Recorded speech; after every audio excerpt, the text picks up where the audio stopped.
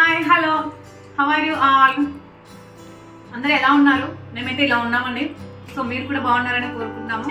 ఈరోజు అయితే ఒక మంచి రెసిపీ చేసి చూపించబోతుంది. తిను మా సిస్టర్ అనమాట. హాయ్. కాకపోతే ఎప్పుడు అన్నము పప్పు కర్రీ బోరింగ్ అనిపిస్తుందా, ఏదైనా డిఫరెంట్ గా చేసుకోవాలనిపిస్తుందా? అయితే ఈరోజు మీరు కంపల్సరీ ఈ వీడియో చూసేయాల్సిందే అనమాట.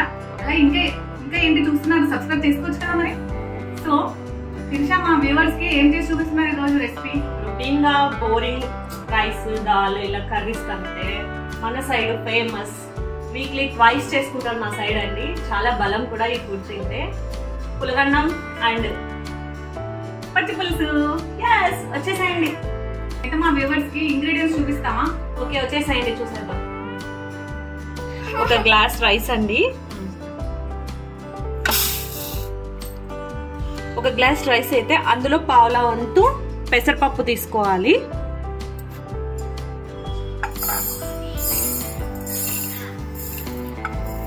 ఇలా ఒక గ్లాస్ రైస్ అయితే దాంట్లో పావు వంతు పెసరపప్పు తీసుకోవాలి.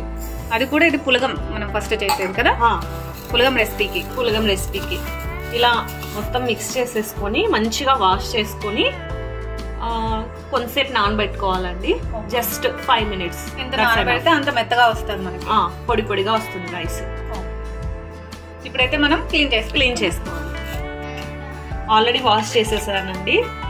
ఇది ఇలా పక్కన పెట్టేద్దాము. ఇవి నానే లోపల మనం పచ్చి పులుసుకి కావాల్సిన ఇంగ్రీడియంట్స్ అండ్ వాటికి కావాల్సింది మనం చేసేద్దాం.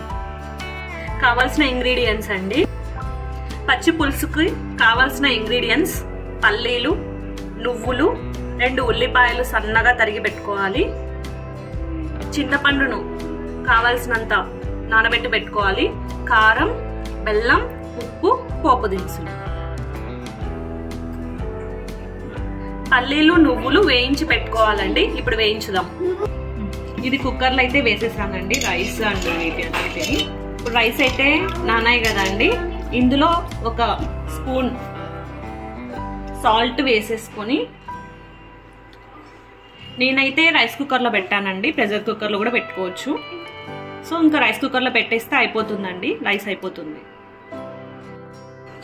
పులగన్నానికైతే వేసేసామండి, రైస్ కుక్కర్లో వేసాము. అది అవుతా ఉంది, బాయిల్ అవుతా ఉంది.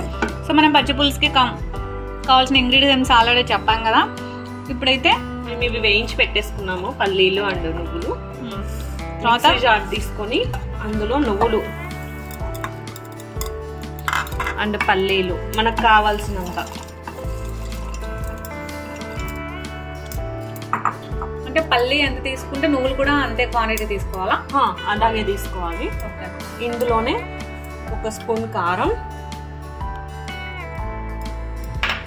ఒక స్పూన్ ఉప్పు,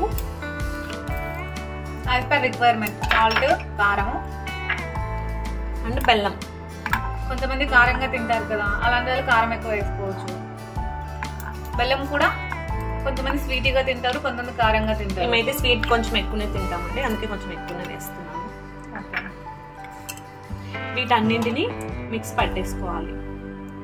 వేసుకున్నాం కదా, సో అన్ని వేసుకున్నాం కదా, వీటిని అయితే మిక్స్ పట్టేసేయాలండి ఫస్ట్ ఆఫ్ ఆల్. తర్వాత కొంచెం చింతపండు వేసి ఇలాగే మిక్స్ పడుతున్నానండి. మనం ఇందాక పౌడర్ పట్టి పెట్టుకున్నాం కదా అండి, ఇప్పుడైతే మనం నానబెట్టుకున్న చింతపండుని ఇలా గుజ్జు తీసి పక్కన పెట్టుకోవాలి. ఇందులో 1 కప్పు ఆనియన్స్ ఇలా కొంచెం స్మాష్ చేసేసుకోవాలి.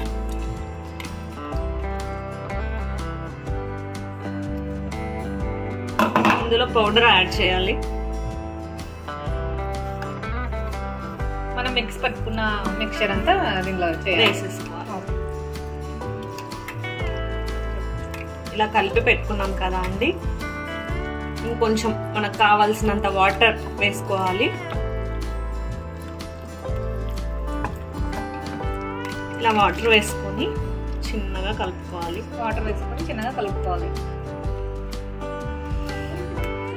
ఇది పులుసు కాబట్టి కొంచెం లూజ్ గానే ఉంటుంది కదా.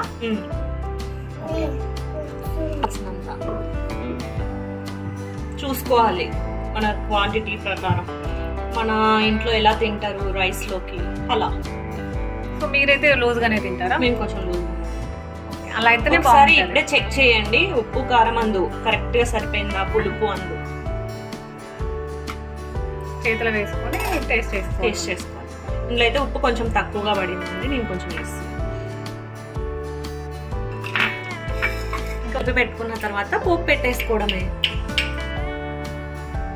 కడాయి అయితే వేడెక్కిందండి, ఇందులో ఆయిల్ వేసుకోవాలి.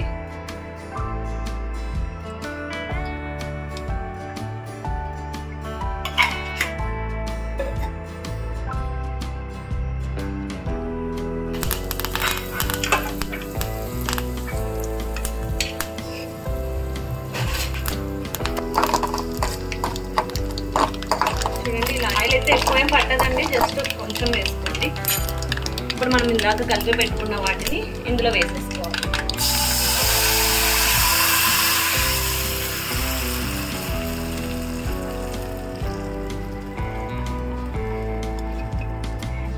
అయింది కదా అండి, ఇప్పుడు సర్వింగ్ బౌల్లోకి తీసేసుకోవడమే. చూసారు కదా ఫ్రెండ్స్, మా చెల్లి అయితే ఇలా చేసి చూపించింది మీకు, మీరు కూడా ట్రై చేయండి. చూద్దాం ఇప్పుడు వేడి వేడి అన్నంలోకి చాలా బాగుంటుందంట ఇది. చూద్దాం, సూపర్ ఉంది, చాలా డిఫరెంట్గా అనిపిస్తుంది. డైలీ మనం పప్పు కర్రీస్ రైస్ ఎలాగో చేసుకుంటాం కదా, సో ఇలా డిఫరెంట్గా చేసుకోండి మీరు కూడా. అలాగే మా వీడియోస్ని లైక్ చేయండి, సబ్స్క్రైబ్ చేయండి, షేర్ చేయండి.